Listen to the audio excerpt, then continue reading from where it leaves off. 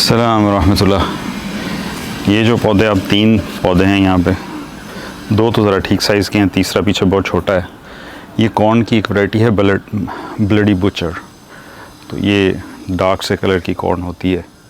इसके मैंने 12 बीज मंगवाए थे, लेकिन जिन साहिब से हमने मंगवाए थे उन्होंने हमें 15 बीज भेजे थे।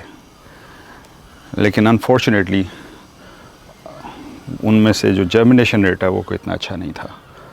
अगर 12 के 12 सीड मिलते और वो चल जाते तो ठीक था, लेकिन 15 में से ये 3 पौधे चले। अब ये जितना आप ये जो बाल देख रहे हैं छल्ली के, हर बाल जो है ये कनेक्टेड है नीचे जहाँ पे एक दाना बनना है, और जितने बाल पॉलिनेट होंगे, जो पॉलिन बन रही है ऊपर इससे, उतने छल्ली के दाने बीच में बनेंगे।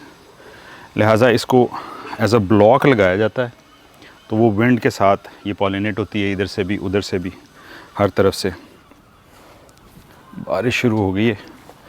मैं एक छोटी सी चीज़ आपको दिखाना चाह रहा हूँ। Let me bring you in.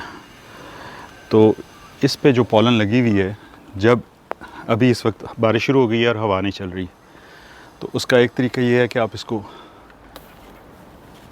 हल्का सा, नहीं हवा चल रही है लेकिन बहुत हल्की विंड है, so it took all of the pollen to this side. लेकिन जिस वक्त हवा ना चल रही हो उस वक्त मैं आके इसको ऐसे शेक करता हूँ तो ये पॉलन गिरती भी नज़र आ रही है आपको।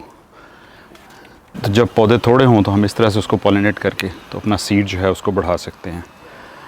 अस्सलाम रहमतुल्लाह।